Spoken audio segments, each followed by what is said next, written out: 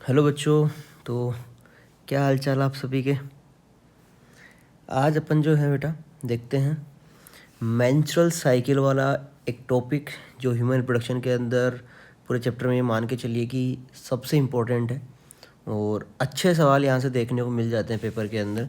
भले आपके इंस्टीट्यूशन के कोई पेपर हो, भले ही नीट का पेपर हो, अच्छे और हर साल सवाल आपको यहाँ से मिल रहा है बेटा। ठीक है, तो टॉपिक स्टार्ट करते हैं। मेंस्ट्रुअल साइकिल आपका 12th का ये टॉपिक है, आपको जैसे कि पता है। हम यहाँ पर थोड़ा बहुत यहीं से थोड़ी सी वो चीज़ें अगर आप समझना चाहे इसी पेज पे तो अपने को देखने को मिल रही है यहाँ पर जो मेंस्ट्रुअल साइकिल या मेंस्ट्रुएशन फेज़ के अंदर जो सबसे पहली स्टेज आपको दिखाई दे रही है वो मेंस्ट्रुएशन। सेकंड फेज़ आपको यहाँ से थोड़ा बहुत समझ में आ रहा है, फोलिकुलर फेज़। एंड थर्ड यहाँ पर आपको ओव्यूलेटरी फेज़ दिखाई दे रही है। एंड फोर्थ आपको यहाँ पर ल्यूटियल फेज़ दिखाई दे रही है। थोड़ा बहुत तुमको यहाँ पर अकॉर्डिंग टू एनसीईआरटी में बताने जाऊँ तो मेंस्ट्रुअल साइकिल का जो टाइमिंग है, कितने डेज़ पे ये साइकिल कंप्लीट होती है, 28 टू 29 डेज़ के अंदर देखने को मिल रही है। ठीक है, और शांति से बैठ के या तो इसको आप सुन भी सकते हैं और देख भी सकते हैं अगर टाइम है आपके पास इतना सफिशिएंट, और ढंग से समझिए। इतना तरीके से अपन इसको करने वाले आज कि आगे चल के इसमें से कम कोई क्वेश्चन गलत नहीं हो। ठीक है, आ जाओ। तो सबसे पहले यहाँ पर आपको दिखाई दे रहा है जिसके अंदर अपन बात कर रहे हैं फर्स्ट स्टेप को मेंस्ट्रुएशन यहाँ पर दिखा रखा है, ये फोलिकुलर फेज दिखा रखा है, ये ओव्यूलेशन और ये ल्यूटियल फेज दिखाई दे रही है। अब ये फेज वैसे तुमने अगर एक बार पढ़ रखा है तो तुम्हें पता होगा। अपन बिल्कुल जीरो से स्टार्ट करते हैं।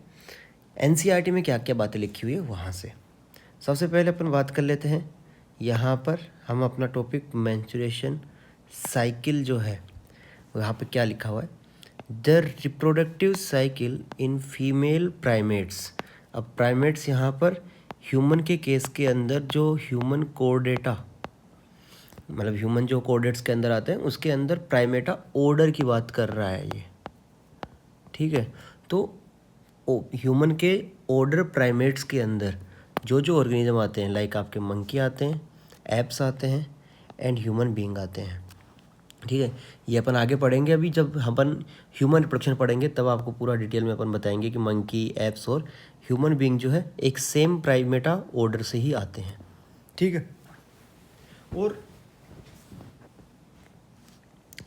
तो यहाँ पर आपने देखा human reproductive cycle in the female primates is called menstruation cycle. अब थोड़ा सा डिटेल में अगर इसको कभी आप पढ़ लेते हो तो बेटा ये एक तो होता है मेंस्ट्रुअल साइकिल जिसमें ब्लीडिंग फेज देखने को मिलती है। दूसरी साइकिल होती है एक एस्ट्रस साइकिल भी होती है जिसको आप जनरली जैसे डोमेस्टिक एनिमल्स जो आपके होते हैं काऊ, बफेलो, इनमें देखने को मिलता है जिसको हीट पीरियड के नाम से जानते हैं। उसमें ब्लीडिंग नहीं होती है। ये कुछ यहाँ पर डिफरेंस आपको देखने को मिलते हैं। अब यहाँ पर आगे लिखा the first menstruation begins at puberty and is called menarche. That means वो सिंपल बात है कि जो फर्स्ट मेंस्ट्रुएशन साइकिल देखने को मिलती है उस फर्स्ट मेंस्ट्रुएशन साइकिल को हम किस नाम से जानते हैं, मेनार्क के नाम से। अपन थोड़ा सा अपन इसको सेट कर लेते हैं।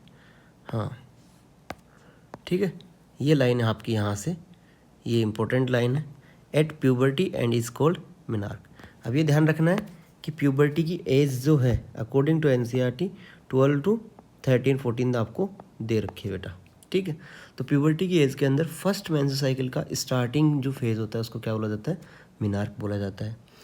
इन human female menstruation is repeatedly at an average interval of about, और वो टाइम पीरियड कितना है बेटा मैं बात कर लेता हूँ, जो भी अपन ने बात की थी 28 टू 29 डेज। अब इस चीज़ को आप अंडरलाइन करके रखिए एनसीईआरटी के अंदर, क्योंकि ये आपको एनसीईआरटी का डाटा सीधी बात ध्यान में ये रखनी है। ठीक है, तो 28 टू 29 डेज का ये आपका रिपीटेडली मेंस्ट्रुअल साइकिल यहाँ पे देखने को मिलता है। क्लियर है, and the cycle of events start from one menstruation till the next one is called the menstrual cycle. ठीक है, एक्चुअल में अगर आप मेंस्ट्रुअल साइकिल की बात करो तो ये जो साइकिल का रिपीटेशन हो रहा है जो कि हम काउंट कहाँ से कहाँ करते हैं, फर्स्ट मतलब स्टार्ट अपन काउंटिंग करते हैं मेंस्ट्रुएशन फेज से, और फर्स्ट मेंस्ट्रुएशन फेज से लेके नेक्स्ट मेंस्ट्रुएशन फेज तक का जो टाइम पीरियड होता है उसको अपन क्या बोलते हैं, एक मेंस्ट्रुअल साइकिल बोलते हैं। अब स्टेटमेंट में जब कभी क्वेश्चन पूछा जाए तो यहाँ पर तुमको ध्यान रखना है कि मेंस्ट्रुएशन फेज के लिए ही बात करनी है। And the cycle of events start from menstrual cycle to next menstrual cycle. ठीक है, ये ध्यान रखना, इसको आप क्या बोलते हो, मेंस्ट्रुएशन साइकिल बोलते हो। अब इस दौरान होता क्या है, one ovum is released and that releasing, या फिर मैं ऐसा बोल दूँ रिलीज्ड, क्या लिखा हुआ है, one ovum is released and that process is known as ovulation. Clear है। ड्यूरिंग द मिडल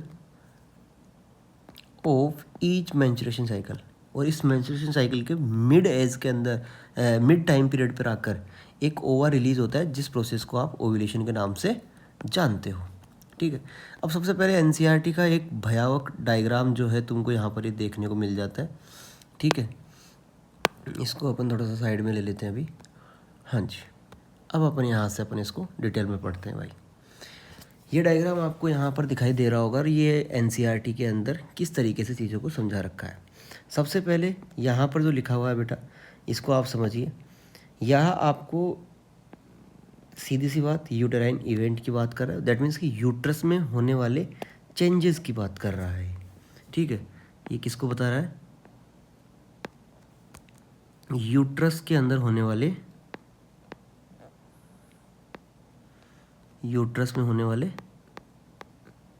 चेंजेस यहाँ पर आपको देखने को मिल रहे हैं। ठीक है, और इसी के अंदर यहाँ पर यूट्रस में 3 स्टेजेस देखने को मिलती है। आपकी पहली phase menstruation, second follicular phase, and third luteal phase, and यहाँ से फिर नेक्स्ट साइकिल स्टार्ट हो जाती है। ठीक है, तो इसमें ध्यान रखिए, यहाँ पर ये फर्स्ट फेज़ यूट्रस में होने वाली मेंस्ट्रुएशन फेज़, जिसको ब्लीडिंग फेज़ के नाम से भी जानते हैं, सेकंड फेज़ जिसको फॉलिकुलर फेज़ बोलते हैं, और थर्ड आपके यहाँ पर जो देखने को मिलती है बेटा, उसको आप, हालांकि जनरली होती है ये ओवेरी के अंदर है, बट हम अगर इसको नाम दें तो हम इसको क्या बोलेंगे, ओव्यूलेशन, जिसमें ओवा रिलीज होता है। एंड 4th स्टेप आपका ल्यूटियल फेज़।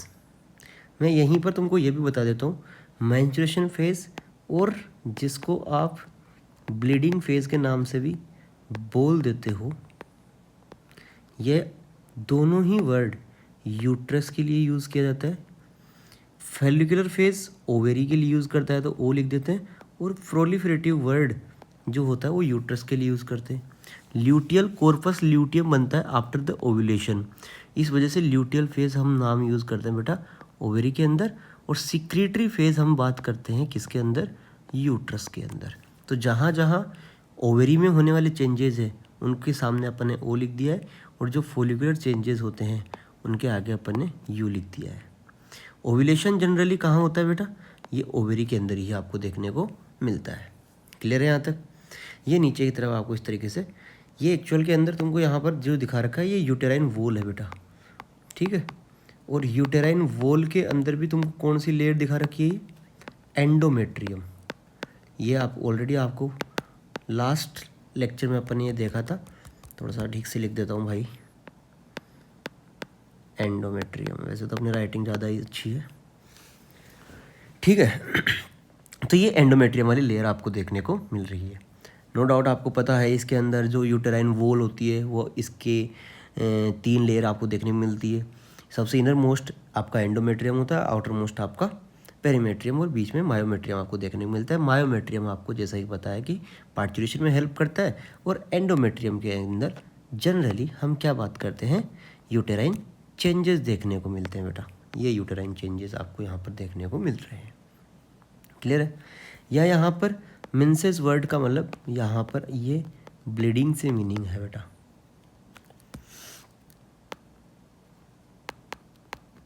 ठीक है, इसके बाद में हम यहाँ पर ये जो लेयर जितनी ज़्यादा इस डायरेक्शन के अंदर देखने को मिल रही है, दैट मीन्स यहाँ पर यूटेराइन साइकिल की दौरान यूट्रस की जो वॉल है उसकी थिकनेस की बात करते हैं बेटा। यहाँ लिख देता हूँ मैं, वॉल की क्या है ये थिकनेस को रिप्रेजेंट कर रहा है ये, जैसे आप वाई एक्सिस में बात कर रहे हो। एंड एक्स एक्सिस में अगर आप बात करो तो यहाँ पर ये डेज को रिप्रेजेंट कर रखा है, जो कि थोड़ा सा अगर आप इस तरीके से करके देखोगे तो आपको दिखाई देगा। क्लियर है? अब यूटेरस के अंदर होने वाले इवेंट्स एक्चुअल में ओवेरी से आने वाले हॉर्मोन्स के द्वारा रिलेट कंट्रोल होते हैं। कौन कौन से? जो भी ओवेरी में हार्मोन का सिंथेसिस होता है, ईस्ट्रोजन एंड प्रोजेस्टेरोन, ये दोनों हार्मोन एक्ट करते हैं कहाँ पर बेटा? एक्चुअल में हम बात कर लेते हैं, ये एक्ट करते हैं हमारी यूटेराइन वॉल और यूट्रस के अंदर, और यूट्रस के अंदर चेंजेस क्रिएट करते हैं, चेंजेस लेके आते हैं। क्लियर है? इसके बाद में यहाँ आपको ओवेरियन इवेंट दिखा रखा है, एंड ओवेरी के ऊपर काम करने वाले हार्मोन आपके LH और FSH जो कि पिट्यूटरी से सिक्रेट होते हैं, ये आपको दिखा रखा है, यहाँ पर बता रखा है डायग्राम में। अब मैं तुमको इसको थोड़ा सा इजी वे के अंदर डिलीवर करूँ, इससे के लिए सबसे पहली चीज़ जो आपके लिए यहाँ पर थोड़ा सा इम्पोर्टेंट है, ध्यान रखने वाली बात है, आप इसको जो है नोटबुक में कहीं ना कहीं लिख लीजिएगा। यहाँ पर मेरे पास स्पेस है नहीं, हाँ, तो इसमें सबसे पहले आप लिखना यहाँ पर कि हाँ, सबसे पहले हाइपोथैलेमस जो होता है बेटा, ये हाइपोथैलेमस से एक हार्मोन सिक्रेट होता है जिसका नाम होता है क्या? Gonadotropin releasing hormone, GnRH hormone बेटा। और ये GnRH कहाँ काम करता है? आपका यही एंटीरियर पिट्यूटरी पे, मैं अब यहीं लिख देता हूँ, ये आपका एंटीरियर पिट्यूटरी पर एक्ट करता है। एंड ये एंटीरियर पिट्यूटरी से रिलीज होने वाले हार्मोन जो कि आपके कौन से हैं, हम यहाँ पर बात कर ले रहे हैं कौन से हार्मोनों की, ये आपके यहाँ पर देखने को मिल रहे हैं। क्या हो रहा है? ये आपके एंटीरियर पिट्यूटरी के हार्मोन जो है कि आपका LH और FSH आपको देखने को मिल रहे हैं। अब ये LH और FSH किस पे एक्ट करते हैं? नीचे की तरफ प्रेजेंट आपके ओवेरियन इवेंट्स, जिसको अगर मैं तुमको इधर दिखाऊं तो पिट्यूटरी के ये हार्मोन्स ओवेरी के ऊपर एक्ट करते हैं, एंड ओवेरी के डेवलपमेंट से कुछ हार्मोन्स ओवेरी के अंदर जो फॉलिकल्स का डेवलपमेंट हो रहा है उनसे कुछ हार्मोन्स रिलीज हो रहे हैं, और ये हार्मोन्स जो हैं नीचे जाके यूट्रस पे काम कर रहे हैं। ये तुम्हारे लिए बहुत इंपॉर्टेंट बात है। आई होप आप सभी को समझ में आई होगी। क्लियर है? अब यहाँ पर ये एक्टिविटीज़ को दिखा रखा है, हॉर्मोन्स की एक्टिविटीज़ को ये दिखा रखा है इस तरीके से, और वो भी कब कब? जिस तरीके से यहाँ पर आप जिस डायरेक्शन में आप चलते जाते हो, दैट मीन्स हर दिन यूट्रस में और ओवेरी में एंड इनके हार्मोन के लेवल में जो चेंजेज आ रहे हैं वो दिखाई दे रहे हैं। ठीक है, थोड़ा सा मैं तुमको इसको ब्रीफ करता हूँ। सबसे पहले मेंस्ट्रुएशन फेज जो स्टार्ट होती है बेटा, एक्चुअल में ये मेंस्ट्रुएशन फेज जो होती है वो लास्ट जो मेंस्ट्रुअल साइकिल आई थी उसका फर्टिलाइजेशन नहीं होने की वजह से ये ब्लीडिंग हो रही है। ठीक है, जनरली यह आपको 1 से 5 दिन का देखने को मिलता है, जो कि आपको थोड़ा सा समझ में आ रहा होगा, यहाँ तक ये देखने को मिलता है। इस दौरान लगभग मैं बात कर लेता हूँ 30 to 50 ml ब्लड का लॉस होता है, एंड यूटेराइन वॉल ब्रेकडाउन होकर सर्विक्स से होती हुई, वजाइना से होती हुई बाहर की तरफ आती है। इस दौरान आपको ध्यान रखना है, इस फेज़ के अंदर मैं यहीं लिख देता हूँ, यहाँ पर आपका प्रोजेस्टेरोन का लेवल एंड ईस्ट्रोजन का लेवल बिल्कुल नॉर्मल रहेगा, इसमें कोई बहुत ज़्यादा ऐसा चेंज देखने को नहीं मिलेगा, ये अपने ऑन एन एवरेज लेवल पर रहेंगे। बट इसी दौरान एक्चुअल में हो क्या चुका है कि FSH के अंदर follicular stimulation hormone FSH start हो गया है। एक बार के लिए अगर आपको ध्यान रखना चाहो तो रखो, अदरवाइज बहुत ज़्यादा रिक्वायरमेंट नहीं है यहाँ तक। ये जब अगली अपन फेज स्टार्ट करेंगे तुमको ये समझ में आ जाएगा बेटा। ठीक है, अब अपन बात करते हैं, दैट मीन्स पिछले वाला जो मेंस्ट्रुअल साइकिल आया वो पूरा हो चुका, एंड एक नया मेंस्ट्रुअल साइकिल या एक नया साइकिल स्टार्ट हो रहा है, जिसके अंदर ओवेरी के अंदर ये फॉलिकल्स का डेवलपमेंट हो रहा है। ये फॉलिकल्स के डेवलपमेंट के अंदर प्राइमरी फॉलिकल सेकेंडरी में कन्वर्ट होगा, सेकेंडरी टर्सरी के अंदर, और टर्सरी फिर आपके ग्राफियन फॉलिकल्स के अंदर कन्वर्ट हो रहे हैं। ये आपका मैच्योरेशन फॉलिकल्स का हो गया। अब ये डेवलपिंग फॉलिकल जो होते हैं धीरे धीरे ईस्ट्रोजन का लेवल क्या करते हैं बेटा, बढ़ाते हैं, तो तुम जैसे ही मेंस साइकिल के या मैच्योरेशन फॉलिकल के पास जा रहे हो, तुम्हें यहाँ पर एस्ट्रोजन का लेवल बढ़ा हुआ दिखाई दे रहा है। यही बढ़ा हुआ एस्ट्रोजन का लेवल, आप ये समझिए, ये पॉजिटिव फीडबैक देता है। ये मैं बात करता हूँ क्या करता है, पॉजिटिव फीडबैक देता है। किसके लिए? ये देता है LH के मोर सिक्रीशन के लिए। और LH का आप सेम टाइम पर देखोगे तो LH का लेवल भी आपको ज़्यादा देखने को मिलेगा। और ये जो LH का पीक होता है बेटा, इस LH के पीक को अपन यहाँ पर किस नाम से जानते हैं? LH सर्ज के नाम से आप इसको जानते हो, ठीक है। इसके बाद में ओव्यूलेशन हो गया। ओव्यूलेशन से ये ओवा जो है आपका ये रिलीज हो गया, एंड ओव्यूलेशन से ये ओवा रिलीज हो गए, एंड हम बात कर रहे हैं ओव्यूलेशन के दौरान ये ओवा रिलीज होकर बाहर आ गया, एंड रिमेनिंग जो स्ट्रक्चर होती है उसको कॉर्पस ल्यूटियम के नाम से अपन जानते हैं, जो कि जनरली येलो स्ट्रक्चर देखने को मिलता है। इसके अलावा इसके अंदर ल्यूटियल पिगमेंट देखने को मिलता है बेटा। इसके अलावा इसमें ल्यूटियल पिगमेंट देखने को मिलता है, जिसकी वजह से ये येलो होता है, ठीक है। और ये आपका आगे की तरफ ये रिग्रेशन होता रिग्रेसिंग होता जाएगा, डिक्रीज होता जाएगा। ये जैसे जैसे टाइम पीरियड के बाद में अगर फर्टिलाइजेशन नहीं होता तो ये खत्म हो जाता है, डिग्रेड हो जाता है। अब आप यहाँ पर देखोगे ईस्ट्रोजन का लेवल बढ़ा, बट ईस्ट्रोजन का लेवल तुम्हें थोड़ा सा मैं यहाँ बता देता हूँ। कॉर्पस ल्यूटियम भी 2 हार्मोन सीक्रेट करता है, mainly progesterone and oestrogen hormone secrete करता है। ये high level of progesterone and oestrogen, देखो सिंपल सी बात समझो, ईस्ट्रोजन का काम होता क्या है? ईस्ट्रोजन का काम होता है कहीं पर भी अगर यूट्रस के अंदर काम करेगा, दैट मीन्स कि यूटेराइन थिकनेस को क्या करता है बेटा? इंक्रीज करता है। जैसा कि तुम देख रहे होंगे कि मेंस्ट्रुअल फेज के अंदर अपन ने सब कुछ कॉमन देखा, बट फोलिकुलर फेज के अंदर मतलब प्रोलिफरेटिव फेज जिसको अपन बोलते हैं, जिसमें आपको थिकनेस जो है आपको देखने को मिल रही होगी कि थिकनेस यूटेराइन वॉल की क्या हो रही है? बढ़ती जा रही है। ये प्रोलिफरेटिव फेज आपकी यूट्रस में चल रही है, और फोलिकुलर फेज सेम टाइम पर कहाँ चल रही है? आपके बात कर रहे हैं अपन ओवेरी के अंदर। तो फोलिकल्स का डेवलपमेंट हो रहा है। डेवलपिंग फोलिकल ईस्ट्रोजन रिलीज कर रहे हैं, वो ईस्ट्रोजन यूट्रस पे काम कर रहा है, एंड यूटेराइन वॉल की जो थिकनेस है उसको कंटिन्यूस क्या कर रहा है? बढ़ा रहा है। ऐसा क्यों? क्योंकि हमें पता है कि ओवा रिलीज होगा, फर्टिलाइजेशन होगा, तो जो भी जायगोट है वो इम्प्लांटेशन के लिए आएगा। एंड सेम टाइम पर ईस्ट्रोजन LH को सिक्रीशन मैसेज दे रहा है, positive feedback for the ovulation. I hope आपको इतनी बातें जो है समझ में आई होगी, ठीक है। इसके बाद में अपन यहाँ पर बात कर लेते हैं कि ये कॉर्पस ल्यूटियम के अंदर कन्वर्ट हो जाता है। Corpus luteum high level of progesterone and कुछ अमाउंट में ईस्ट्रोजन रिलीज करता है। प्रोजेस्टेरोन का काम होता है आपका किसी भी सेल को ग्लैंडुलर और सिक्रीटरी नेचर बनाना, ठीक है। तो यहाँ पर आपका प्रोजेस्टेरोन ईस्ट्रोजन बढ़ा, कौन सी फेज में बेटा? ओव्यूलेशन के बाद में ल्यूटियल सिक्रीटरी फेज में।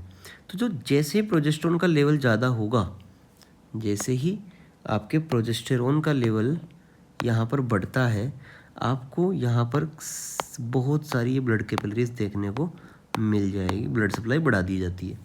इसी के साथ साथ ईस्ट्रोजन बढ़ रहा है तो इसकी थिकनेस कंटिन्यूस क्या होती जाती है? बढ़ती जाती है।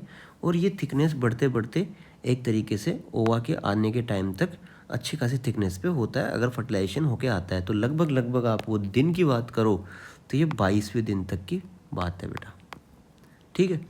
ल्यूटियल फेज आपके यहाँ पर टोटल 28 डेज में अगर देखें तो 14 डेज की होती है और फिक्स होती है। क्लियर है? ये कुछ बेसिक चीज़ें अभी आपने देखी। अब एक बार अपन जो NCERT में लिखा हुआ है उसको थोड़ा सा डिस्कस करते हैं, एंड देन फिर इस एक बार वापस आएंगे, तब अपन इसको देखेंगे। और अभी लास्ट में जो है एक चार्ट मैं तुम्हारे लिए लेके आया हूँ, जिसके अंदर पूरा का पूरा ये जो टॉपिक है जो अपन पढ़ रहे हैं उसको एक कंप्लीट फ्लो चार्ट के अंदर समझा रखा है। तो शांति से सुने और देखे बेटा। हाँ जी, ये यहाँ तक अपन ने देख लिया था। अब आगे बात करते हैं। The major events of the menstrual cycle are showing in figure 2.9। ये आपने देख ही रखा है, इसमें कुछ बताने वाली स्पेशल बात है नहीं। The cycle start with the menstrual phase when menstrual flow occurs. Simple सी बात, क्या बोल रहा है? ये जो बोल रहा है कि भाई ये जो मेंस्ट्रुएशन फेज की अपन जो बात कर रहे हैं, ये मेंस्ट्रुअल साइकिल जो अपन बात कर रहे हैं वो इस मेंस्ट्रुअल फेज़ के दौरान स्टार्ट होती है, जो कि आपने बात कर लिए, जिसका दूसरा नाम ब्लीडिंग फेज़ होता है। दोनों ही यूट्रस के लिए वर्ड यूज़ किया जाता है। 30 to 50 ml ब्लड रिलीज़ होता है और ये लास्ट मेंस्ट्रुअल साइकिल की वजह से ब्लीडिंग हो रही है। इतनी बात आपने कर रखी है, तो यहाँ तक आपको कोई दिक्कत नहीं होनी चाहिए। The cycle start with the menstrual phase when menstrual flow occurs and it last 3 to 5 days तक का आपको ये देखने को मिलता है, 1 दिन से 5 दिन की कंडीशन। और ये आप एनसीईआरटी का डाटा भी ध्यान में रख सकते हैं कि मिनिमम 3 दिन और मैक्सिमम 5 दिन तक क्या होती है, आपको ब्लीडिंग देखने को यहाँ पर मिल सकती है। क्लियर है? The menstrual flow result due to breakdown of endometrial lining. Lining का मतलब तुम जानते हो, जो अंदर की तरफ से कवर की जाने वाली जो स्ट्रक्चर होती है उसके लिए लाइनिंग, और आउटर साइड से कवरिंग बोला जाता है। तो अंदर की तरफ जो एंडोमेट्रियम की लाइनिंग थी, समझ पा रहे होंगे, एंडोमेट्रियम यूटेराइन चेंजेस इसमें दिखाई दे रही है, यूटेराइन वॉल के बात कर रहा है, जिसका नाम आपने एंडोमेट्रियम दिया। Of the uterus and it's menstruation and its blood vessels which forms liquid that comes out through vagina. और ये ब्लड वेसल्स जो डिग्रेड होके क्या आ रही है बेटा, बाहर की तरफ। और ये जो रेड कलर का दिखाने का मतलब है, ये ब्लड को दिखाना यहाँ पर देखने को मिल रहा है। ठीक है, आगे बात करते हैं। Menstruation only occurs on if the released ovum is not fertilise. और इसके आने का लॉजिक क्या है, ये आप थोड़ा सा अंडरलाइन कर लेना भाई। Menstruation only occurs if the release ovum is not fertilise. और मेंस्ट्रुएशन आने का मतलब क्या है कि आप जो इस महीने ओवा रिलीज़ हुआ, उस ओवा का क्या नहीं हुआ है, फर्टिलाइजेशन। ठीक है, ये ध्यान रखना है। Lack of menstruation may be, must be, और वो नहीं है, may be indicative the pregnancy. वो किसको इंडिकेट कर सकता है, प्रेगनेंसी को इंडिकेट करता है। दैट मीन्स फर्टिलाइजेशन हो गया, उसी वजह से नेक्स्ट मेंस्ट्रुएशन साइकिल आ नहीं रहा है, ये आपको यहाँ पर देखने को मिल सकता है। Next, however it may also be caused due to some other underlying cause like stress, poor health etc.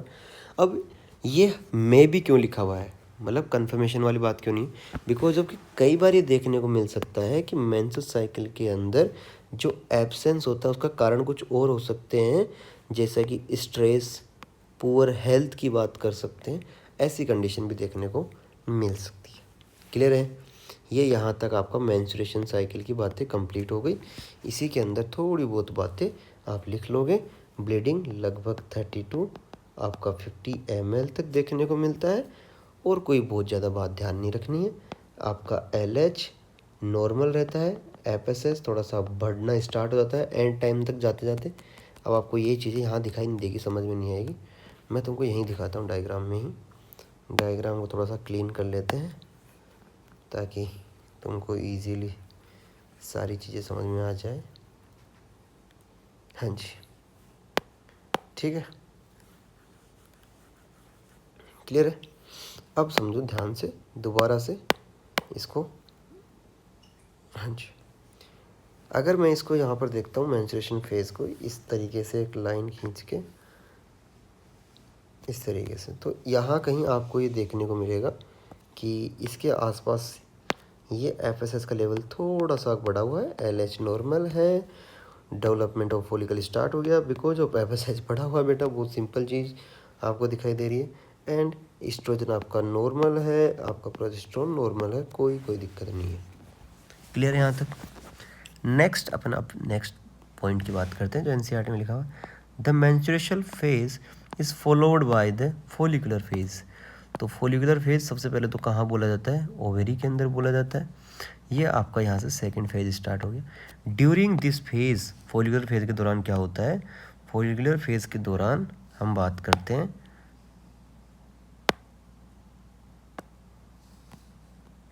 क्या हो रहा है ये, तो during this phase the primary follicle in the ovary grow to become a fully mature Graafian follicle and simultaneously the endometrium. यहाँ से अब आपका यूट्रस की बात करने लग गए साइमल्टेनियसली, साथ साथ में एंडोमेट्रियम के अंदर यूट्रस की जो लाइनिंग है वो प्रोलिफरेट हो रही है, रीजनरेट हो रही है, जो पिछले ब्लीडिंग की वजह से बाहर निकल गई थी डिजनरेट होकर। These change in the ovary and uterus is induce by change in the level of pituitary and ovarian hormone. ठीक है, ये चेंजेस किसकी वजह से हो रहे हैं? ओवेरी में ये जो चेंजेस हो रहे हैं वो पिट्यूटरी की वजह से हो रहे हैं, ध्यान से, ठीक है। एंड यूट्रस में ये जो चेंजेस हो रहे हैं ये किसकी वजह से हो रहे हैं? ओवेरी से आने वाले हार्मोन की वजह से भाई। पिट्यूटरी से कौन सा हार्मोन आ रहा है भाई, बताओ ज़रा, बताओ। एक आपका ल्यूटिनाइजिंग हार्मोन और एफएसएच हार्मोन, जो कि क्या करवा रहे हैं? ओव्यूलेशन करवा रहे हैं। यूट्रस में आने वाले चेंजेस, ओवेरी से आने वाला आपका ईस्ट्रोजन और प्रोजेस्टेरोन। ईस्ट्रोजन थिकनेस को बढ़ा रहा है और प्रोजेस्टेरोन ढंग से ही लिख देते हैं भाई, वरना तो फिर तुम थिकनेस और प्रोजेस्टेरोन क्या करेगा? ब्लड वेसल को बढ़ाता है, ठीक है। राइटिंग हालांकि तुम्हारी भी ठीक नहीं है, बट ऐसे तुमको चाहिए अच्छी राइटिंग की, हाँ ऐसे लिख के दे, ऐसे करके ना, ये ब्लड वेसल को यहाँ पर बढ़ाता है। आगे आ जाओ भाई, थोड़ा सा इसको डायग्राम से भी देख लेते हैं, फिर अब इतनी बात कर ली तो। फॉलिकुलर फेज आपके ओवरी में बात करते हैं, प्रोलिफरेटिव यूट्रस में बोलते हैं। ये यहाँ से लेके यहाँ तक का टाइम बात कर रहे हैं अपन। सॉरी भाई, ये 6th डे से लेके अपन 13 डे की बात कर रहे हैं। यहाँ पर तुम ऐसे मेरे को दिखाने की वजह से बहुत ज़्यादा ज़रूरत नहीं होनी चाहिए भाई लोगों, तुमको दिख रहा होगा बिना आँखें खोले भी। ये यहाँ पर आपको देखने को मिल रहा है कि थिकनेस क्या हो रही है भाई? बढ़ रही है, ठीक है भाई। और इसी के साथ में तुम्हारे ये फॉलिकल भी बड़े हो रहे हैं, थोड़े बड़े हो रहे हैं भाई। बड़े से मतलब क्या है बेटा? अपना यहाँ पर primary, secondary, tertiary and Graafian की तरफ जा रहे हैं। और ग्राफियन के बाद में अभी ये फट के अलग हो जाएंगे, पूरे के पूरे रप्चर हो जाएंगे, ओव्यूलेशन हो जाएगा, ठीक है। ये क्यों होगा ओव्यूलेशन? बिकॉज ऑफ कि पिट्यूटरी से आने वाला आपका जो LH हार्मोन है भाई साहब, वो क्या हो रहा है? बढ़ रहा है। सवाल ये है कि LH क्यों बढ़ रहा है? क्योंकि आपका ईस्ट्रोजन बढ़ रहा है। बोले ईस्ट्रोजन क्यों बढ़ रहा है? क्योंकि आपके फॉलिकल्स डेवलप हो रहे हैं। क्लियर है? हाँ, अब दिमाग में आ रहा होगा सर लगे हाथ की, सर फिर फॉलिकुलर क्यों बढ़ रहे हैं? बिकॉज ऑफ आपका FSH आ रहा है, ठीक है। अब FSH क्यों आ रहा है ये मत पूछना, ये मेंस्ट्रुअल साइकिल का, ब्लीडिंग का जो फेज़ है उसके हिसाब से आपका चल रहा है पूरी प्रोसेस, ठीक है। अब आगे बात करते हैं। द सिक्रीशन ऑफ गोनेडोट्रोफिन, जो कि आपके LH FSH है, ये ग्रेजुअली इंक्रीज होते हैं और इनके इंक्रीज होने से फॉलिकुलर फेज़ के अंदर स्टिमुलेशन होकर फॉलिकल्स का डेवलपमेंट होता है। ये पूरी बात यहाँ पर लिखी हुई है। And developing follicle as well as secretion of oestrogen by the growing follicle. कोई दिक्कत है तो बताओ, जो बात बोली वही है। और LH and FSH attain a peak level in the middle of cycle about 14 day. अब याद रखना, कभी घबराना मत जब सवाल ये पूछा जाए कि भाई आप ज़रा बताओ कि ईस्ट्रोजन और प्रोजेस्टेरोन अपने सॉरी LH और FSH जो है अपने पीक पे कब रहते हैं? 14th डे पे अबाउट, ठीक है। इस चीज़ को भूलना मत। आगे देखो, rapid secretion of LH leading to its maximum level during mid cycle called LH surge. ये तुम्हारा आ गया LH सर्ज। देख क्या हो रहा है, चल क्यों नहीं रहा? ये LH सर्ज आपको देखने को मिल रहा, और इसी LH सर्ज की वजह से, इसी LH सर्ज की वजह से ये जो आपको देखने को मिल गया, ये LH सर्ज देखने को मिल गया अपने पीक पे। और इसी LH सर्ज की वजह से ऐसा सीधा लाइन खींचो, बिल्कुल ऐसा सीधा, मतलब सीधा लाइन खींच के ऐसे देखोगे, जय तुम्हारा भाई जी के हो गया भाई, ओव्यूलेशन हो लिया, ठीक है भाई। चलो आगे देखते हैं, अंडरलाइन करते चलना और ध्यान से सुनो। आगे, induce rupture of Graafian follicles and thereby the release of ovum, that process called ovulation. इस प्रोसेस को आपका क्या बोलते हैं? ओव्यूलेशन बोलते हैं। The ovulation, ovulatory phase is followed by luteal phase and then ovulation आपका बिकॉज ऑफ LH सर्ज होता है। LH सर्ज के ओव्यूलेशन के होने के बाद, ओवा रिलीज होने के बाद में फेलोपियन ट्यूब, उसको फेलोपियन ट्यूब के अंदर वाया द इन्फेंटिबुलम कैप्चर कर लिया जाएगा। इतना आप समझ पा रहे होंगे। अब इसके बाद में ये आपका फोर्थ स्टेप स्टार्ट हो गया, ल्यूटियल फेज। और ये fourth step during which the remains part of the graafian follicle is transfer as the corpus luteum. ये आपको यहाँ पर आपका कॉर्पस ल्यूटियम दिखाई दे दिया होगा भाई लोगों।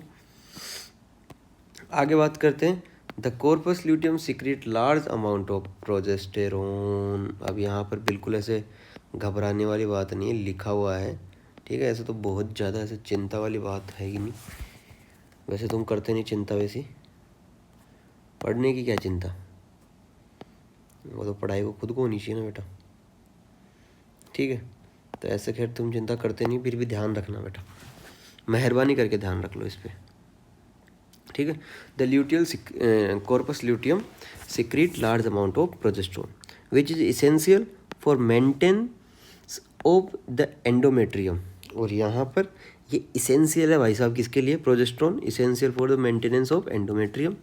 एंडोमेट्रियम में क्या करता है, अभी मैंने तुमको बता दी पूरी बातें, ब्लड वेसल्स को बढ़ाता है। क्यों बढ़ाता है, बिकॉज ऑफ कि इसको पता है कि अभी जायगोट आने वाले हैं नए मेहमान, और वो जब आएंगे तो उनकी खातिरदारी के अंदर खाना पीना तैयार रखना है। तो खाना पीने या न्यूट्रिशन की बात करें तो हमारे शरीर में ले दे के बॉडी के अंदर केवल और केवल ब्लड है।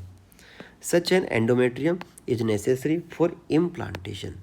अभी आएंगे ना, अगर ओवा फर्टिलाइज हुआ तो जायगोट बनेगा, जायगोट बनेगा तो भाई साहब इम्प्लांटेशन के लिए कुछ समय के लिए एज ए गेस्ट आते हैं, जो अपन ने फर्स्ट स्टेप के अंदर पहले पेज पे बात किया था, पहले वीडियो के अंदर।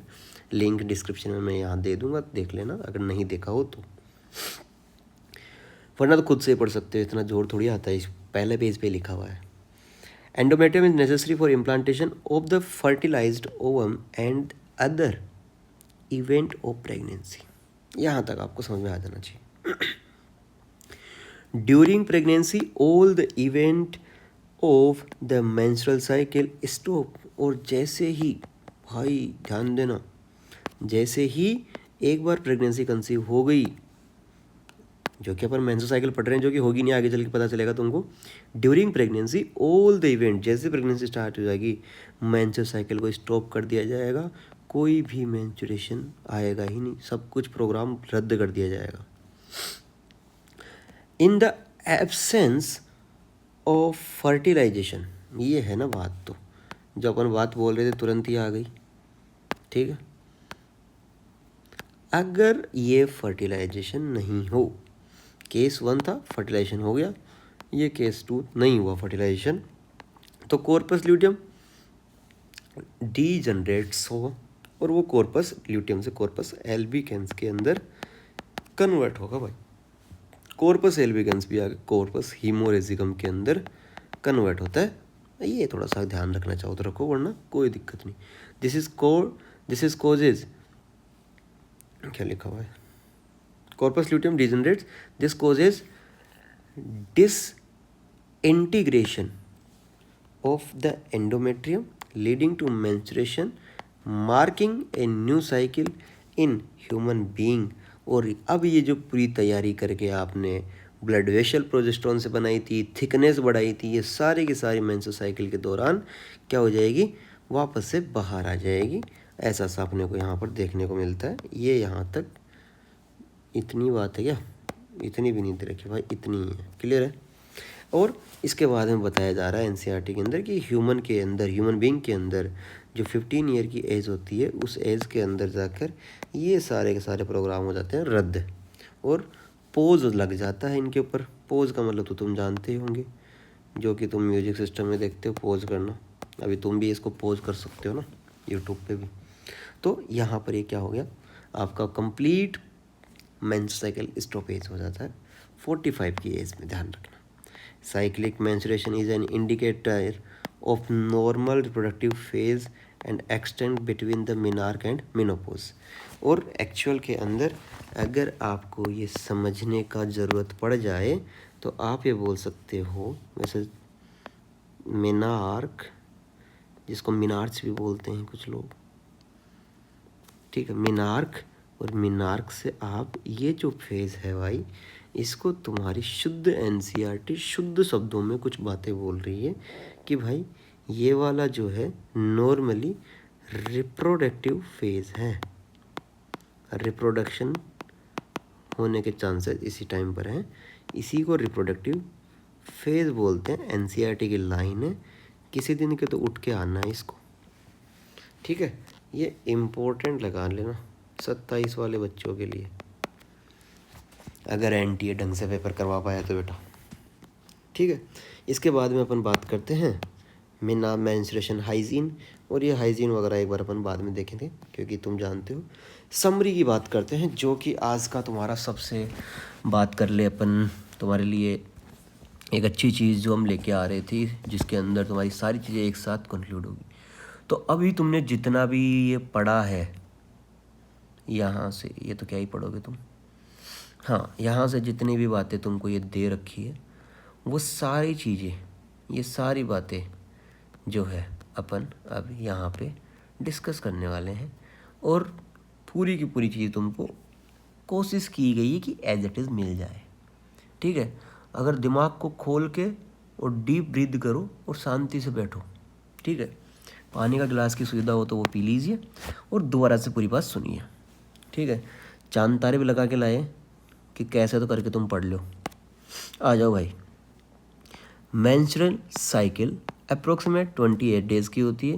एनसीईआरटी की बात को नहीं भूलना है, इसलिए हम कभी भी अकेला 28 डेज़ बोलेंगे ही नहीं, रिस्क की कोई बात है ही नहीं अपने पास, ऐसे ही बोलेंगे अपन तो। Menstrual cycle is the ideally 28 ही होती है ना, इसलिए अपन यहाँ लिखा है। Menstrual cycle is the series of cyclic changes in ovary and uterus that prepare the body for possible pregnancy। ये शॉर्ट में लैंग्वेज को पूरी डेफिनेशन को समझाया गया है कि मेंस्ट्रुअल साइकिल होते हैं, वो साइक्लिक इवेंट चलता रहता है, जस्ट लाइक तुम्हारी साइकिल का पहिया, एक टाइम के बाद में वो सेम फेज रिपीट होती रहती है, और दो जगह चेंजेस होते हैं आपके भाई, ओवेरी और यूट्रस में। ऊपर वाले की दया से तुम्हें समझ में आया होगा। अब सीधी बात ये दे रखी है कि मेंस्ट्रुअल साइकिल में आने वाले फेज कौन कौन से होते हैं, जिसको फ्लो चार्ट में बता रखा है। मेंस्ट्रुअल फेज, फोलिकुलर फेज, जिसका दूसरा नाम प्रोलिफरेटिव फेज, ओव्यूलेशन, ल्यूटियल और सिक्रेटरी फेज। ये बिल्कुल तुम्हारे वो घर के नाम के जैसे हैं, जिसका हर किसी का मतलब घर पे नाम कुछ और बाहर कुछ नाम और, ठीक है। ये मेंस्ट्रुएशन और ब्लीडिंग फेज इसको बोलते हैं। ये तुम्हारी ब्लीडिंग फेज आ गई। ये फोलिकुलर फेज मैं दोबारा नहीं बताऊंगा, तुम बताओगे कमेंट बॉक्स में कि फोलिकुलर फेज कहाँ बोला जाता है, प्रोलिफरेटिव फेज किसके लिए वर्ड यूज़ किया जाता है, और ओव्यूलेशन लोकेशन, ओव्यूलेशन होता कहाँ है तुम ये बताओ एक तो, ठीक है। पहला सवाल आज का। ल्यूटियल फेज बोलने का लॉजिक है, बिकॉज ऑफ ल्यूटियल पिगमेंट देखने को मिलता है कॉर्पस ल्यूटियम में। सिक्रेटरी फेज क्यों बोलते हैं, बिकॉज ऑफ आपके यूट्रस में इस टाइम पर प्रोजेस्ट्रॉन की वजह से, कॉर्पस ल्यूटियम से जो प्रोजेस्ट्रॉन रिलीज होता है, उससे क्या होता है, यूट्रस के अंदर यहाँ पर तुमको दिख रहा होगा ये सिक्रेटरी नेचर आ जाता है, ठीक है भाई। अब देखते हैं भाई इन कितने दिन की होती है। 1 से 5 दिन का मेंस्ट्रुएशन फेज होता है। प्रोलिफरेटिव फेज 6 to 13 डेज़ का होता है। और 14th डे, एक एक दिन से पहले से 5वें दिन तक ब्लीडिंग फेज होती है लास्ट मेंस्ट्रुअल साइकिल की। 6वें दिन से लेकर 13वें दिन तक प्रोलिफरेशन होता है, और ये आपका ओव्यूलेशन वाला टाइम आ गया। एंड देन इसके बाद में ये तो भाई साहब फिक्स है, ये तो फिक्स होया करा है, ठीक है। अब इसमें देख लो क्या क्या चीज़ें होती हैं। इवेंट्स को पढ़ लेते हैं ना। आवाज़ सही आ रही होगी है ना, थोड़ा ध्यान से सुनना। आज थोड़ा जुगाड़ बैठा नहीं अपने पास माइक का। मेंस्ट्रुएशन जिसको अपन बोल रहे हैं ब्लीडिंग फेज यहाँ पर हो रही है। अब इसी चीज़ को नीचे पूरी एक साथ पढ़ा दूंगा मैं, ऐसा टाइम पास नहीं करेंगे बारी बारी में। ये हो गया। अब अपन ये डेज आपको यहाँ पर दिखा रखें, ओवेरियन चेंजेस दिखा रखे हैं भाई, यूटेराइन चेंजेस दिखा रखे हैं, और हार्मोनल लेवल दिखा रखे हैं। ये एफएसएच का लेवल है, ये एलएच का लेवल है, ये एस्ट्रोजन का लेवल है। ये तुमको पढ़ने में आता है, थोड़ा बहुत तुमने पढ़ रखा है, ठीक है भाई। और नीचे ये की पॉइंट्स जो है इफ़ेक्ट्स, ये अपन समय के साथ में आराम से पढ़ेंगे बाद में। तो अभी अपने को इतनी ही सामग्री की ज़रूरत है और इतनी ही बातें तुम पढ़ो, ठीक है। अब समझो भाई, थोड़ी सी बातें करते हैं। यहाँ पर क्या हो रहा है, जब मेंस्ट्रुएशन साइकिल हो रही है, सेवरल प्राइमरी फॉलिकल स्टार्ट हो जाता है। ये ब्लीडिंग तो कहाँ से हो रही है, यूट्रस में से हो रही है भाई। ये देखो ये त्राहिमाम हो गया यहाँ पर। ये पूरा ब्लीडिंग जो है, ब्लड बाहर, ये एंडोमेट्रियम टूट के बाहर आ रही है पिछले menses cycle. Endometrium breaks down and blood and tissue come out vaginal bleeding. कोई दिक्कत यहाँ तक? नो डाउट इसमें जो है आपका क्लोट नहीं बनता बिकॉज ऑफ फिब्रिनोजन जो होता है वो कॉन्सेप्ट होता है, इतना तुमको ध्यान नहीं रखना है। नीट के अकॉर्डिंग एनसीईआरटी बेस अपन अगर चले तो आपको इतना ध्यान रखना है, क्लोट नहीं बनता है। ठीक है, अब आगे बात करते हैं अपन फोलिकुलर फेज और प्रोलिफरेटिव फेज, दोनों को साथ बोलने की कोशिश, एक नाकाम कोशिश अपन ने करी। अब देखो आगे, follicle develops in ovary and endometrium. Follicles का डेवलपमेंट हो रहा है ओवेरी के अंदर और एंडोमेट्रियम रीजनरेट हो रही है। इतनी बात समझ में आ जानी चाहिए। प्रोलिफरेशन का मतलब आपका ये और फोलिकुलर का मतलब ये। ठीक है, अब हम बात करते हैं आगे। यहाँ आ जाओ 6th डे से 13 day, primary follicle, growing follicle and mature follicle. थोड़ा सा यहाँ पर इस तरीके से मैं तुमको दिखा देता हूँ भाई। मेहनत पूरी की गई थी, आपका सेकेंडरी टर्सरी रह गया जिसको ग्रोइंग फोलिकल बोला गया। इसको आप डेवलपिंग फोलिकल के नाम से भी जान सकते हो। इस दौरान हो क्या रहा है, एंडोमेट्रियम रीजनरेट हो रही है। एंडोमेट्रियम में तुमको थिकनेस दिख रही होगी और नहीं भी दिख रही है तो भी तुमको देखना है। ठीक है, ऐसा सा करके मैं तुमको दिखा देता हूँ। ठीक है, या तो दिख रही होगी या तो मानना है अपने को। मानना क्या, दिख ही रही भाई। And thickness due to oestrogen, glands are, जो भी स्ट्रेट वाली लिखी हुई है तो इतना ज़्यादा नहीं पढ़ना भाई। ठीक है, बट ईस्ट्रोजन की वजह से क्या थिकनेस बढ़ रही है, जो बात बताई गई वो सारी सत्य हो रही है आपकी। आगे बात करते हैं हम। इतना समझने के बाद में डेवलपिंग फोलिकल ही यहाँ से भाई ईस्ट्रोजन रिलीज कर रहे थे जो यहाँ एक्ट कर रहे हैं। अब हम ओव्यूलेशन की बात करते हैं। Menstruation follicle, mature follicle rupture and release ovum. ये देखो रप्चर ऑफ ओवरी, ये देखो साक्षात दर्शन कर लो आज ओवा किस तरीके से रिलीज हो रहा है। ये यहाँ पर आपको क्या देखने को मिल रहा है भाई, ये ओवा और ये जो बच गया वो corpus luteum. Rupture of menstruation follicle and release ovum. And देखो यूट्रस में इस टाइम पर कुछ बहुत ज़्यादा डिफरेंस देखने को नहीं मिलता। हाँ, बस यहाँ पर देखोगे LH सर्ज ट्रिगर्ड ओव्यूलेशन। ये भाई साहब हो गया यहाँ तक। ईस्ट्रोजन का लेवल तुम देख रहे हो डेवलपिंग फोलिकल के साथ साथ में यहाँ ईस्ट्रोजन आ रहा है तो ये बढ़ रहा है। ठीक है,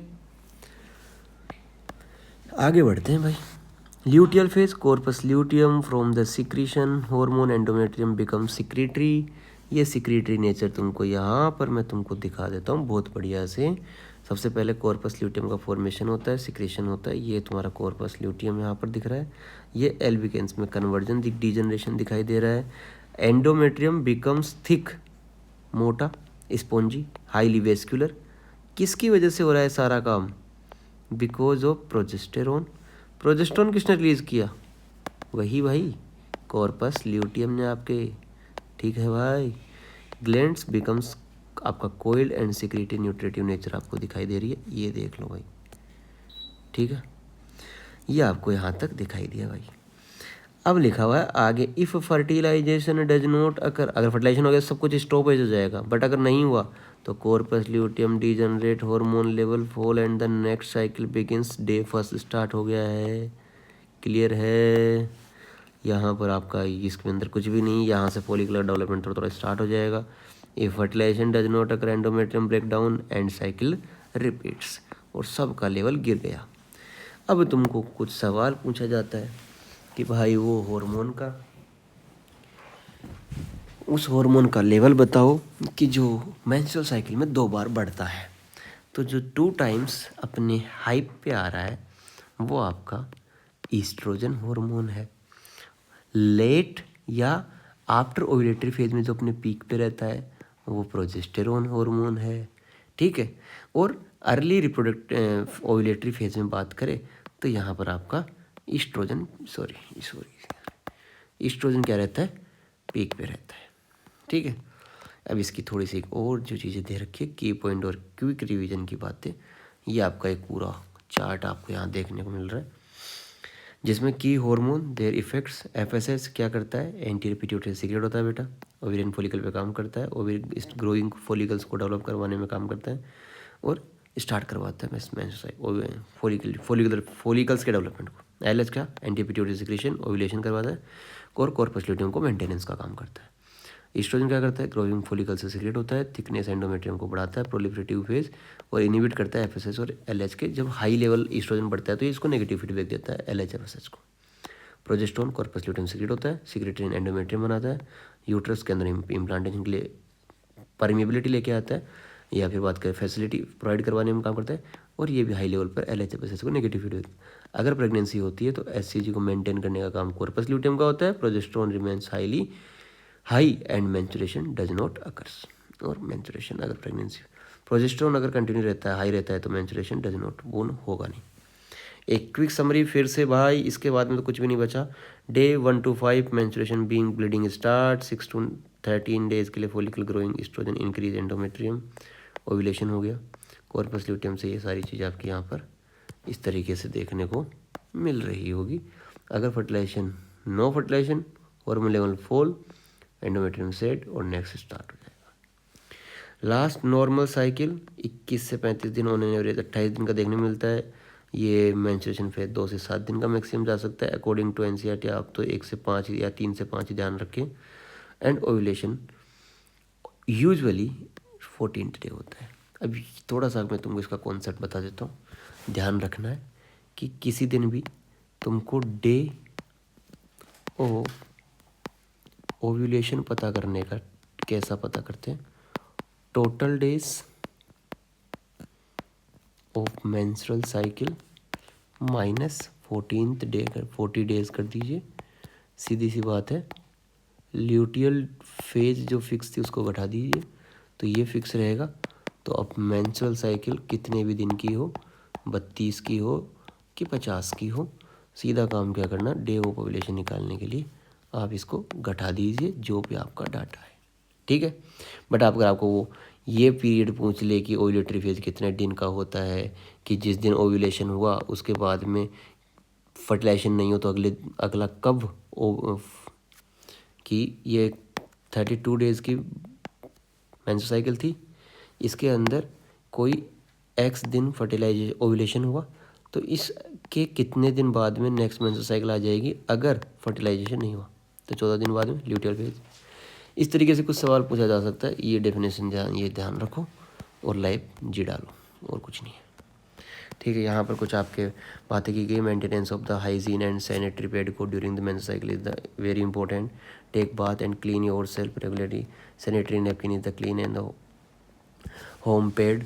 change sanitary napkin in the 4 to 5 hours पर रिक्वायरमेंट। जैसे रिक्वायरमेंट डिपॉजिट करने का पूरा जो पैटर्न है उसको फॉलो किया जाए और प्रॉपरली जो है वेप करके इस तरीके से जो भी है बाहर नैपकिन का ध्यान रखें, मतलब इन द सेंस की यूज़ करें। And drain pipe of toilet और जो भी कुछ सिंपल सी बात ले दे के अपने को यहाँ पर जो बातें बता रखी है, सोप से हैंड वॉश करना, हाइजीन का ध्यान रखने की कुछ बातें आपको यहाँ पर जनरल इंस्ट्रक्शन दे रखे हैं बेटा, ठीक है। अब इसका तुम यहाँ से स्क्रीनशॉट आ रहा होगा तो इच्छुक हो तो तुम ये वो कर सकते हो भाई लोगों, ठीक है। ऐसा करके एक बार के लिए मैं इसको थोड़ा सा यहाँ नीचे अरेंज कर देता हूँ, तो अब आप इसको इस तरीके से ले लीजिए स्क्रीनशॉट इसका, या फिर अब ले लीजिए, ठीक है। Okay, thank you. तो आई होप समझ में आया होगा। बाकी मिलते हैं अगली क्लास में, और जो भी लेक्चर चाहिए उसके लिए मैसेज कीजिए। अगली बार अपन थोड़ा सा जल्दी लेके आएंगे, अभी थोड़ा सा किसी काम की वजह से डिले हो गया था। ओके, थैंक यू बेटा।